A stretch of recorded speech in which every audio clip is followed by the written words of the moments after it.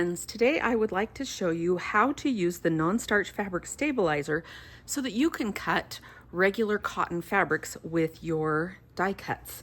Now, it's not that the die cuts can't cut them, it's that the fabric tends to go down in the little divots that are in your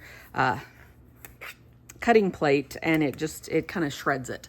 And so I learned about something we could do to avoid that. So we'll be able to cut out little shapes. I'm going to zoom in so you can see little shapes like these out of the fabric.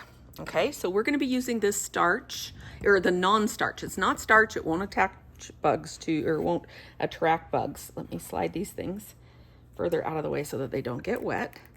Okay, so the first instruction on the side of the bottle says to saturate the fabric. And so I find that easiest to do on some kind of bowl or plate. You just need enough on that you're getting it wet everywhere. Okay, so I played around with it like this. I actually did several layers of these pieces at a time. These were blocks that I already had cut that I ended up not using. Once you've got it saturated, and you can see I missed a few of the edges. So if you had a whole yard, you can now wring it out. Get all of the excess off that you can, and if you have enough to pour back into your bottle, you can pour it back into your bottle. When I did it and did several of them, I still didn't feel like I had enough drops to pour it back in.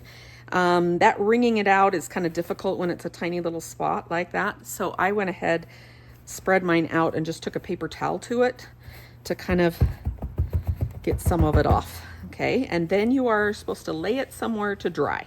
And so I just hung it over something and let it dry like this. Now, you don't want it to dry the entire way. You just want it to dry in most of the way. So when it's slightly damp still, and if it's too damp, when you iron it, you'll get gooey stuff like a gel sliding around on your iron. It's not harmful.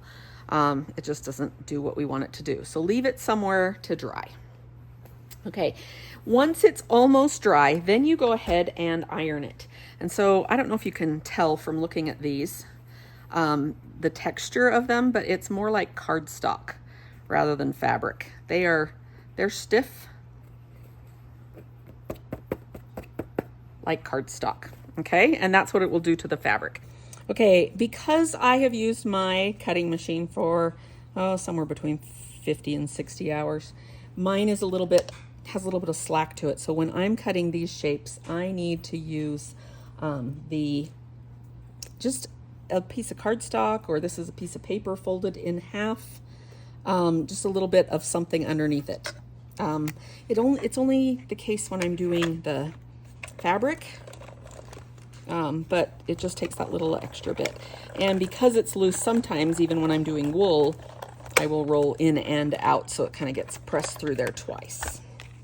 Okay, there we go. Let's sit these out somewhere that they're visible. Not bad there. Let's see.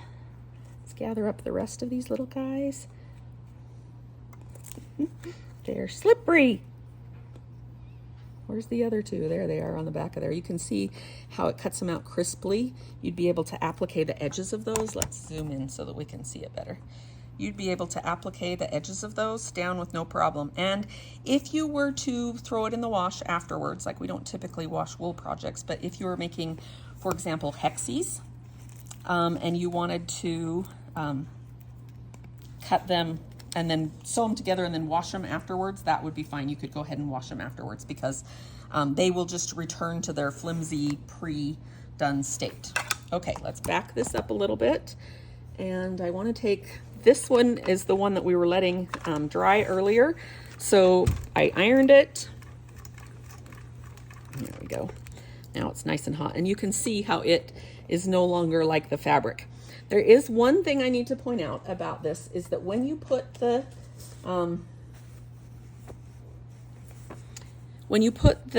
stabilizer on, remember it's non-starch, so it's not going to attract bugs to your project. It does make it darker. At first it's like when it was wet, but in the end it can leave it a little bit darker. But this looks like it's a similar spot in it. Maybe it's upside down or backwards, I can't tell. But you can see from looking at this that there's not a huge difference in the darkness that you'd see on it.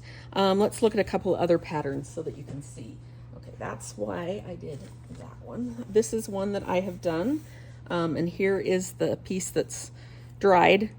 It might be slightly different. And in fact, you can tell because when you can see it back this far, you can kind of see where the square outline is, but it's marginally different.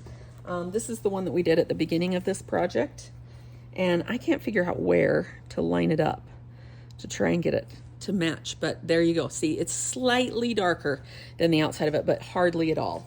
Okay, so that is how you can use the non-starch fabric stabilizer to be able to cut shapes with your die cutting machine. We'll see you next time.